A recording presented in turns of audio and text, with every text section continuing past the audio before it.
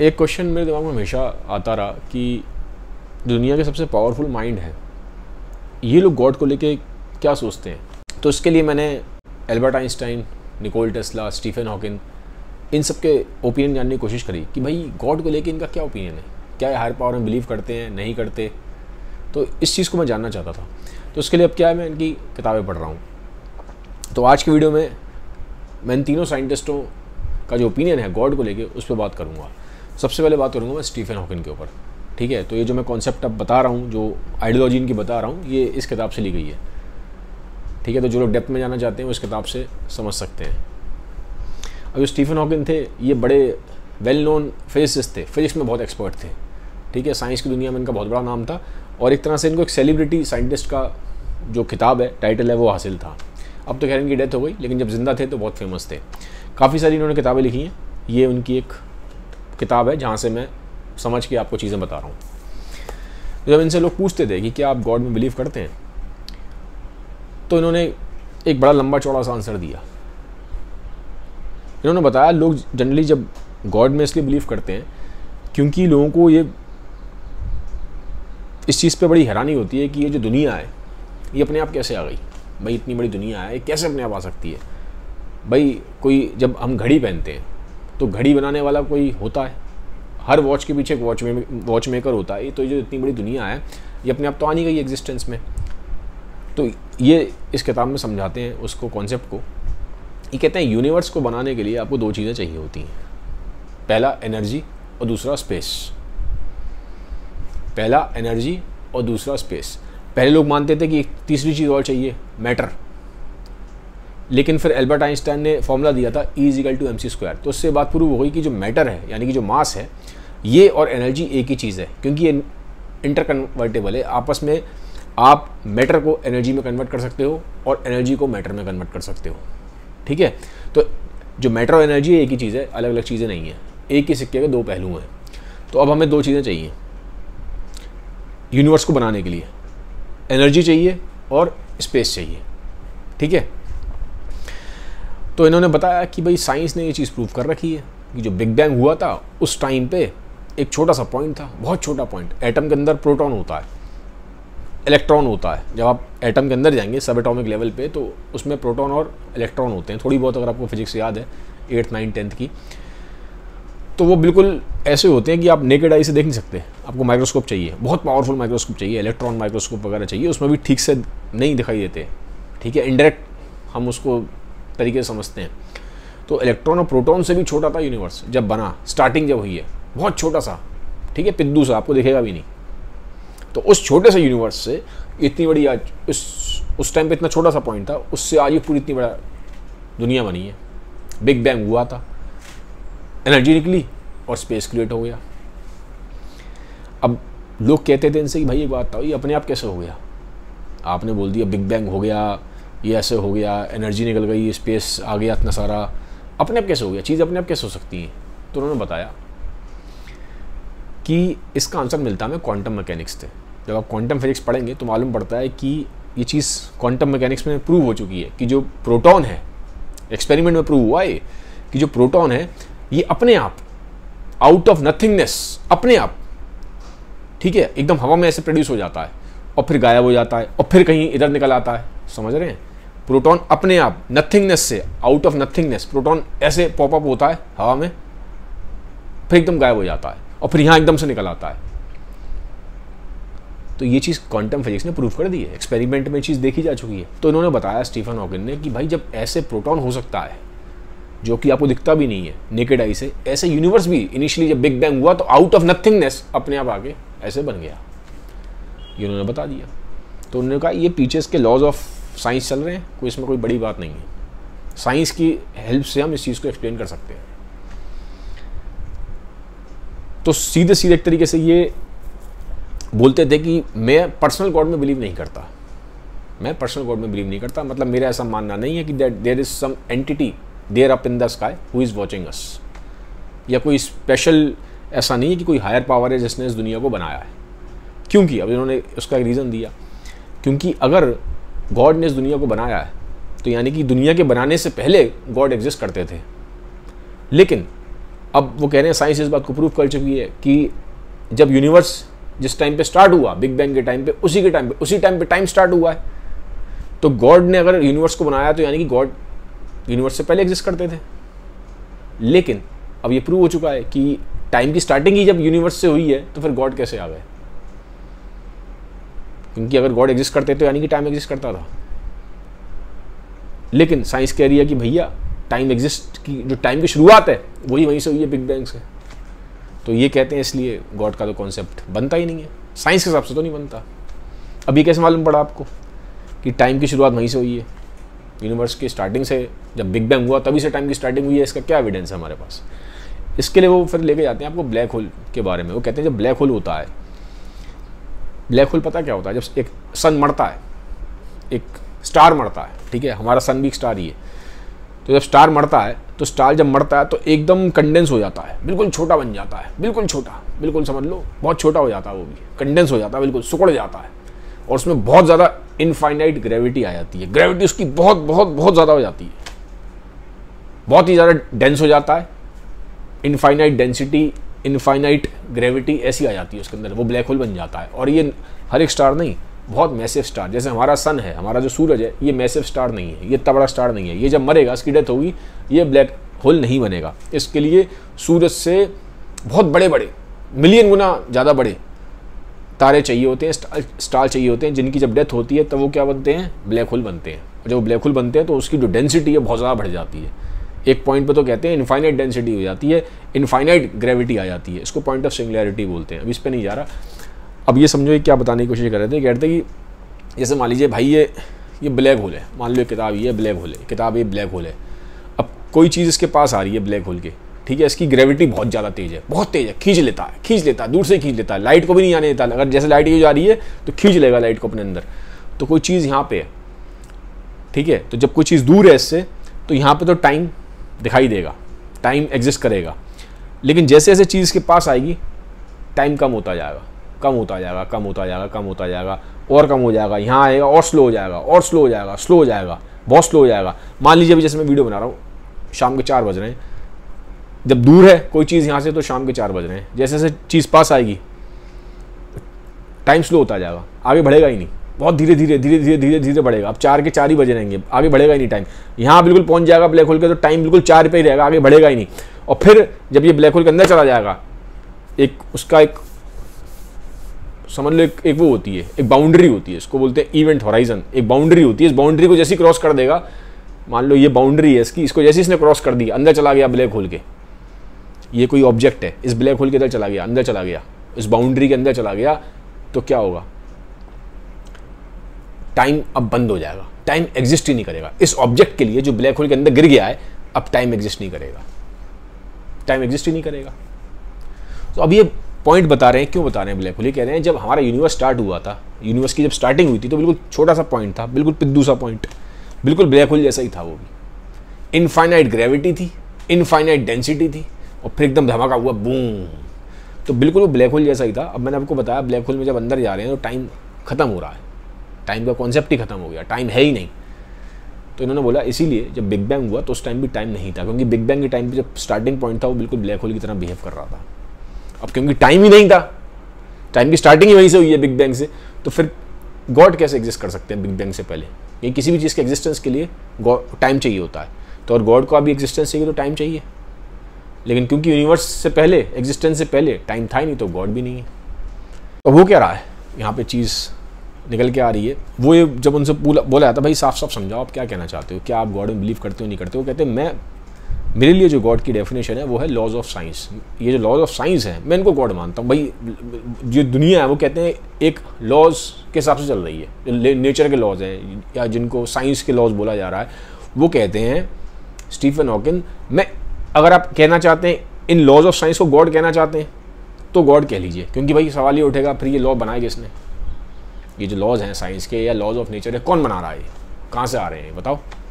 अब यहाँ पे ये भी चुप हो जाते हैं। तो ये कहते हैं कि हाँ ठीक है, अगर आप इन लॉज ऑफ नेचर को, लॉज ऑफ साइंस को गॉड कहना चाहते हो तो मैं गॉड कह सकता हूँ, पर मैं पर्सनल गॉड में बिलीव नहीं कर रहा। मैं ये नहीं मान रहा कि कोई एंटिटी है, कोई हायर पावर है जो स्काई में बैठी है और जिसने ऐसे दुनिया को क्रिएट किया है। तो ये इनका थॉट प्रोसेस था। अब फिर दूसरे बड़े साइंटिस्ट की बात करूं, उनका क्या थॉट प्रोसेस है, वो है एल्बर्ट आइंस्टाइन। इनकी भी बायोग्राफी पढ़ रहा हूं मैं। इनका क्या थॉट प्रोसेस है, बहुत हद तक एल्बर्ट आइंस्टाइन, जैसे स्टीफन हॉकिंग को तो माना जाता था कि अथीस्ट है, अथीस्टिक थॉट माइंड सेट है इनका, ठीक है।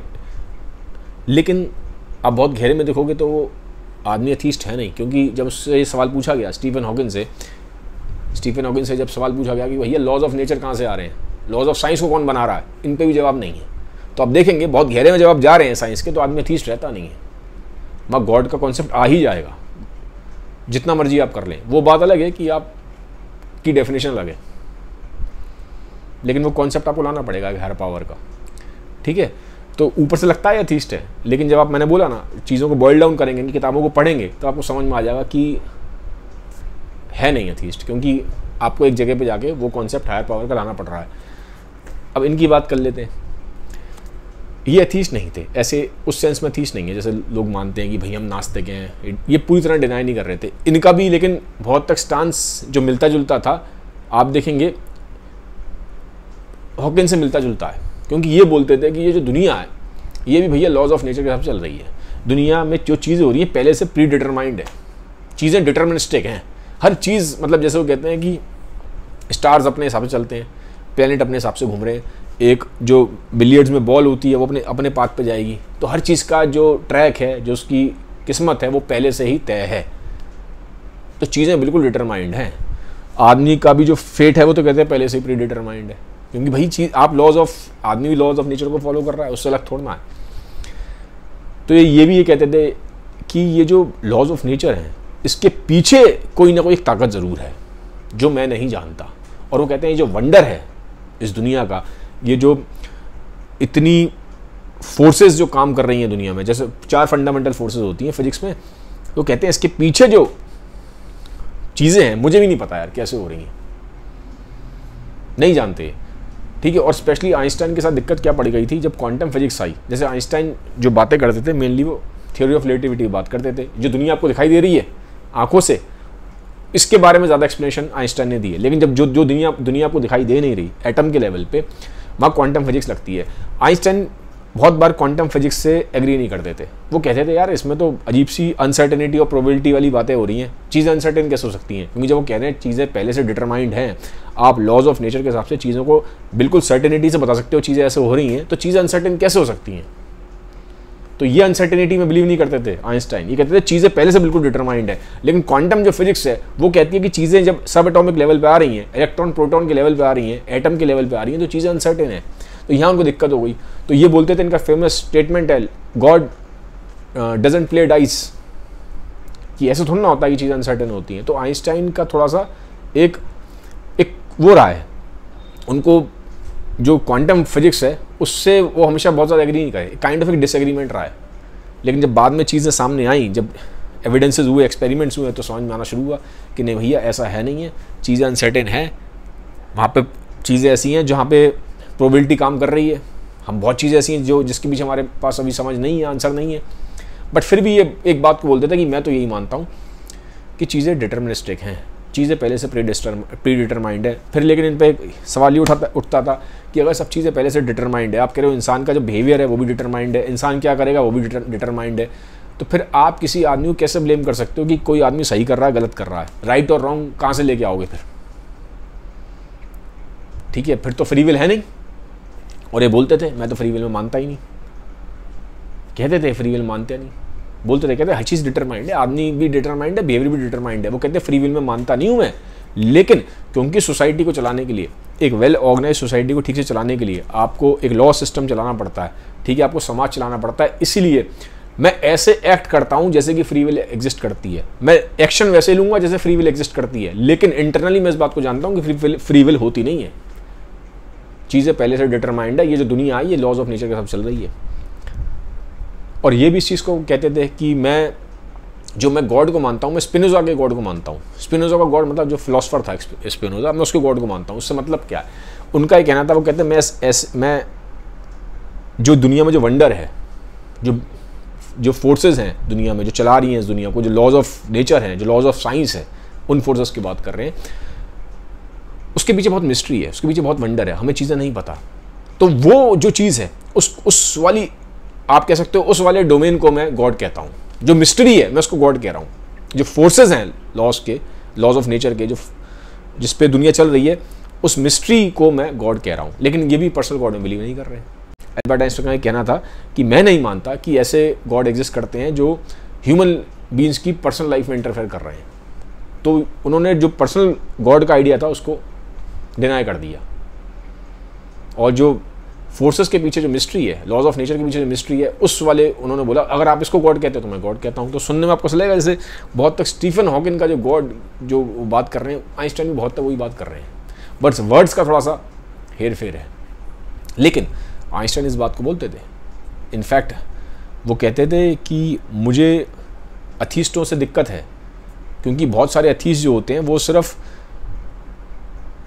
इस वजह से कि यार जो गॉड को मैं बिलीव कर रहे हैं उनको लुक डाउन अपॉन कर रहे हैं, या उनको किसी भी तरीके से वो कम आंक रहे हैं, ठीक है, तो मैं इस वजह से मैं इस टाइप के जो अथीस्ट हैं उनसे मैं वो नहीं करता, मेरा उनसे एग्रीमेंट नहीं है।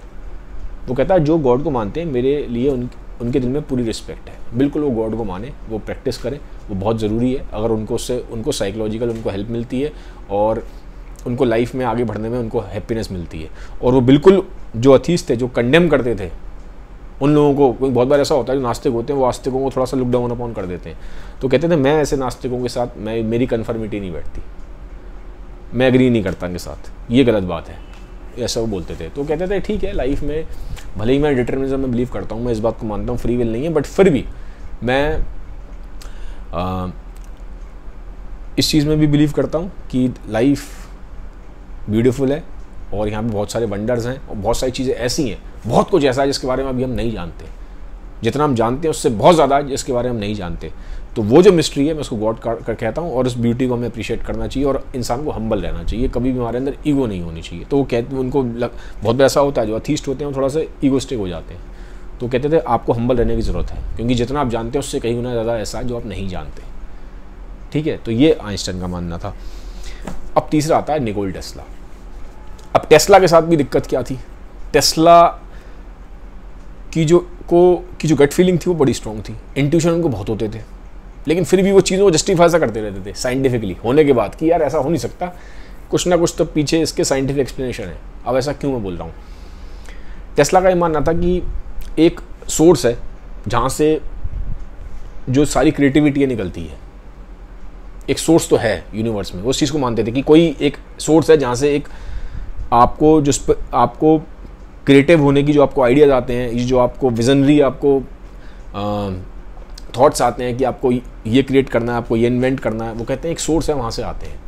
बट पूरी तरह से आप देखेंगे ये खुद भी चीज़ों से एग्री नहीं कर पाते थे कि ऐसी कोई चीज़ है जो हायर पावर जैसी है, लेकिन ये डाउट के स्टेट में रहते थे। अब इसको मैं कैसे समझा देता हूँ कैसे होता था, क्योंकि मैंने जैसे बोला ना वो इंट्यूशन होते थे। इंट्यूशन क्या होते थे, जब ये एक बार न्यूयॉर्क में थे, न्यूयॉर्क में बैठे बैठे ना इनको सपना आया एक दिन, सपना ये आया कि ये फ्रांस में होंगे होटल में, और एक दिन को मैसेज आएगा कि इनकी मदर की तबीयत ख़राब हो गई है। ये न्यूयॉर्क में बैठे बैठे इनको सपना आया था कि एक दिन ये फ्रांस में होंगे और फ्रांस में होटल के रूम में इन्हें एक मैसेज आएगा कि इनकी मम्मी की तबीयत ख़राब हो गई है। इनको सपना आता है। अब सपना आता है तो ये सोचते हैं यार सपने तो आते रहते हैं, क्या बात है, ठीक है। और मम्मी के बारे में काफ़ी सोचते भी थे। एक टाइम के दिन के लाइफ में ऐसा आ गया था टेस्ला के, बहुत ज़्यादा काम करते थे, बहुत ज़्यादा काम करते थे, तो इतना थक गए थे कि इनका काइंड ऑफ मेंटल ब्रेकडाउन हो गया और फिर सो गए और बहुत लंबी नींद सोए, और जब उठे तो इनकी मेमोरी चली गई, कुछ इन्हें याद नहीं रहा, कुछ नहीं याद रहा अपनी लाइफ के बारे में। साइंटिफिक चीज़ें याद थी, मैथमेटिकल फॉर्मूला याद थे, लेकिन वैसे सब भूल गए। सिर्फ इनको एक चीज़ याद थी, बचपन का टाइम, शुरू के 3-4 साल, और अपनी माँ इनको याद थी। तो ये रोज़ रात को बैठते थे, याद उनको और कुछ था नहीं, रात को बैठ के सोचते थे अपनी मदर के बारे में और वो पुरानी चीज़ों के बारे में, और सोचते थे कि मैं अपनी माँ से मिलने जाऊँगा। तो कोशिश करी कई बार जाने की, लेकिन काम इतना ज़्यादा था कि जा नहीं पाते थे। लेकिन रोज़ रात को बैठ के सोचते थे अपनी माँ के बारे में, बचपन के बारे में। धीरे धीरे करते इनकी फिर मेमोरी विद टाइम वापस आ गई। तो ऐसे ही जब इनको सपना आया, मैंने आपको जो भी बताया सपना, तो ये सोचते हैं यार सपने तो मेरे को आते रहते हैं, ऐसा कुछ होगा नहीं। 2-3 महीने निकल जाते हैं, ये बात को भूल जाते हैं। अब एक दिन को इन्विटेशन आता है फ्रांस से कि भैया आओ यहाँ पे आके स्पीच दो। स्पीच देने पहुँचते हैं फ्रांस में, स्पीच देते हैं। स्पीच देने के बाद ये होटल के रूम में जाते हैं, और जैसे ही होटल के रूम में पहुँचते हैं इनको एक लेटर मिल जाता है। वहाँ पर लिखा होता है लेटर में कि भैया तुम्हारी मम्मी उनकी तबीयत ख़राब है, जल्दी आओ। अब ये वहाँ थे, उस टाइम फ्रांस में थे, पेरिस में थे, फिर वहाँ से ट्रेन पकड़ के जाते हैं क्रोशिया में, क्या घर था, यूरोप में ही देश है दोनों, ट्रेन से पहुँचते हैं तो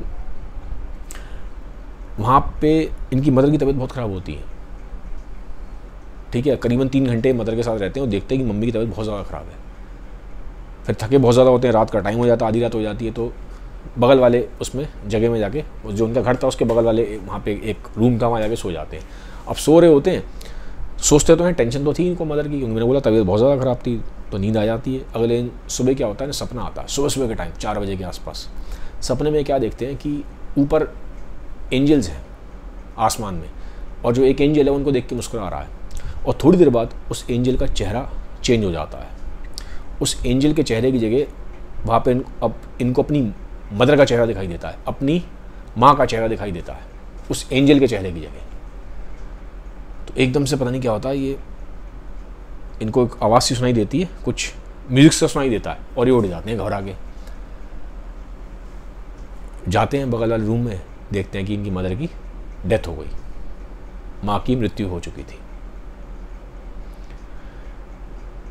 तो अब इनको समझ में नहीं आता है, ये मुझे जो सपने जो आते हैं होता क्या है, क्या होता है, इंट्यूशन आते हैं मुझे क्या होता है, काफ़ी टाइम तक ये परेशान रहते हैं। फिर बाद में क्या होता है, ये इसको जस्टिफाई करने की कोशिश करते हैं, यार ऐसा नहीं होता, इंट्यूशन वगैरह कुछ नहीं होता, ये तो मैंने कहीं ना कहीं कुछ चीज़ ऐसी देखी होगी, मैंने बोला था ना इनको चीज़ें होती थी, बट ये उसको साइंटिफिकली जस्टिफाई करने की कोशिश करते थे। वो ये कहते थे यार ऐसा हो नहीं सकता यार, साइंटिफिक अपने साथ होते हुए भी साइंटिफिक एक्सप्लेनेशन देते थे।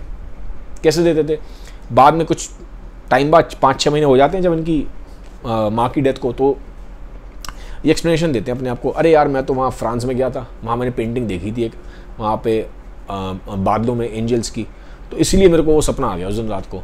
और वो जो मैं सुबह उठा, वो जो म्यूज़िक मुझे जो आया वो तो इसलिए आया क्योंकि जो चर्च है वहाँ पे प्रेयर हो रही थी, तो वहाँ से जो बेल्स की आवाज़ है वो मेरे कानों में आ गई। तो वो कहते हैं इसमें कोई ऐसा कोई सुपर नेचुरल बात तो ना है, ये सपना तो जो मैं, क्योंकि मैंने रियल वर्ल्ड में वो चीज़ एक्सपीरियंस की थी इसलिए मेरे को हो गया। तो ऐसे कहते हैं। फिर एक दिन क्या होता है, कुछ टाइम निकल जाता है, 2-3 महीने और निकल जाते हैं। एक दिन ट्रेन में जा रहे होते हैं अपने दोस्त के साथ, तो अब वो ट्रेन आखिरी ट्रेन होती है, छूटने वाली थी ट्रेन, तो पहले भी 2-3 ट्रेनें निकल गई थी। तो उनका दोस्त बोलता है भैया आखिरी ट्रेन आ गई, टेस्ला बैठो। टेस्ला कहते रुक जाओ, नहीं जाएंगे। वो कहता है यार पागल हो गया यार, आखिरी ट्रेन है, इसके बाद फिर कोई ट्रेन भी मिलेगी, ठीक है रात का टाइम है, कोई ट्रेन नहीं आने वाली यहाँ पे प्लेटफॉर्म पर, जल्दी बैठो उसमें ट्रेन में। वो कहते हैं रुक जा भाई रुक जा। 2-3 बार बोलता है दोस्त, ये मना कर देते हैं, हाथ पकड़ लेते हैं उसका, रहने दे नहीं जाएगा तू यहीं पर बैठ। फिर समझ में नहीं आता उनको, उसको दोस्त को गुस्सा आता है, यार आखिरी ट्रेन थी, जाना था, ये पता नहीं क्यों नहीं गया। 3 बार बोला, 3 बार मना कर दिया, फिर आखिरी बार टेस्ला ने हाथ पकड़ लिया कि नहीं जाएगा तू, बैठ यहीं पे, प्लेटफॉर्म पे बैठा लिया। थोड़ी देर बाद 10 मिनट बाद मालूम पड़ता है वो जो ट्रेन थी जो छूट गई थी उसका एक्सीडेंट हो गया, बहुत बुरी तरह एक्सीडेंट हुआ था।